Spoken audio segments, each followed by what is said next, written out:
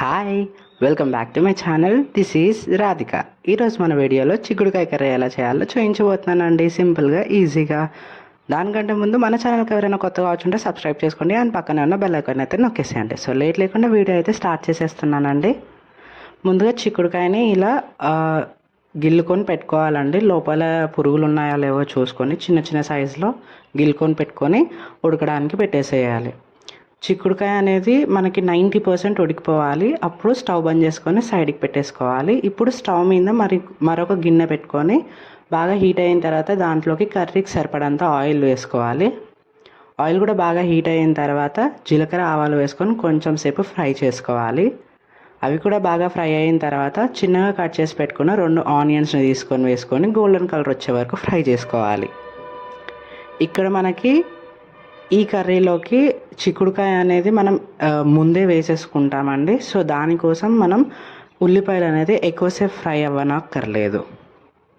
ఎందుకు అంటే ఆనియన్స్తో పాటు చిక్కుడుకాయ కూడా కొంచెం ఫ్రై అవ్వాలి కాబట్టి మనం ఇక్కడ చిక్కుడుకాయని కూడా ముందే యాడ్ చేస్తాం కాబట్టి అంత ఎక్కువగా ఫ్రై అవ్వనక్కర్లేదు. చూసారు కదా, వీడియోలో చూపించిన విధంగా సగం ఫ్రై అయిపోతే సరిపోతుంది.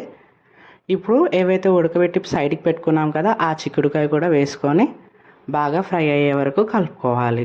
ఎందుకు అంటే ఉడకబెట్టినప్పుడు చిక్కుడుకాయ అనేది జస్ట్ ఉడుకుతుంది, పచ్చివాసన పోదు, అలాగే ఉంటుంది. ఆ పచ్చివాసన పోవడానికి ఇప్పుడు మళ్ళీ ఆనియన్స్తో కలిపి కొంచెం సేపు ఫ్రై చేసుకోవాలి, అంతే అండి.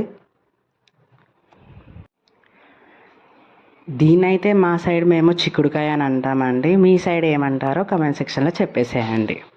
ఇప్పుడు చూసారు కదా, వీడియోలో చూపించిన విధంగా లైట్గా ఫ్రై అయితే సరిపోతుందండి. ఫ్రెష్గా నూరు పెట్టుకున్న అల్లం వెల్లుల్లి పేస్ట్ వేసుకొని అది కూడా పచ్చివాసన పోయే వరకు ఫ్రై చేసుకోవాలి. అల్లం వెల్లుల్లి పేస్ట్ వేసిన తర్వాత అడుగంటేస్తుందండి, కొంచెం జాగ్రత్తగా కలుపుకోవాలి. అల్లం వెల్లుల్లి పేస్ట్ కూడా చక్కగా ఫ్రై అయిన తర్వాత ఇందులో ఒక 1/2 టేబుల్ స్పూన్ పసుపు, కర్రీకి సరిపడంత కారం, టేస్ట్కి తగ్గంత సాల్ట్, 1 టేబుల్ స్పూన్ ధనియాల పొడి, ఒక 1/2 టేబుల్ స్పూన్ ఇలాచీ లవంగం పొడి వేసుకొని కారం బాగా ఫ్రై అయ్యే వరకు ఫ్రై చేసుకోవాలండి. నేను ప్రతి వీడియోలో చెప్తూనే ఉంటాను, కారం ఫ్రై అయిందని మనకు ఎలా తెలుస్తుందంటే ఆయిల్ సైడ్కి వస్తుంది. అలా పైకి తేలినప్పుడు ఆయిల్ అనేది కారం అనేది చక్కగా ఫ్రై అయినట్టండి. ఇది బాగా ఇలా ఫ్రై అయిన తర్వాత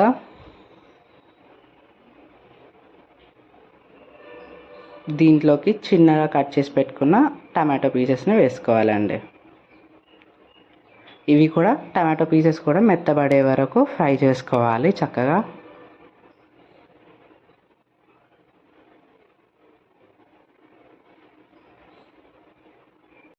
ఫ్యామిలీ మెంబర్సే కాదండి, బ్యాచిలర్స్ కూడా చాలా సింపుల్గా ఈజీగా ఈ కర్రీని ఇంట్లోనే ఫాస్ట్గా 5 మినిట్స్లో ప్రిపేర్ చేసేసుకోవచ్చు. సింపుల్గా ఉంటుంది.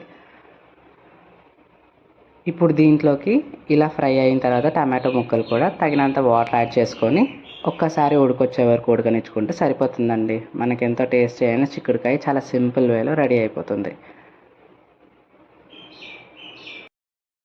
ఈ కర్రీని చపాతీతో తిన్నా, రైస్తో తిన్నా టేస్ట్ అయితే సూపర్ ఉంటుందండి. మీరు కూడా ఒకసారి ట్రై చేసేసి మీకు ఎలా టేస్ట్ వచ్చిందో కమెంట్ సెక్షన్లో చెప్పేసేయండి. నాకైతే టేస్ట్ చాలా సూపర్ వచ్చింది.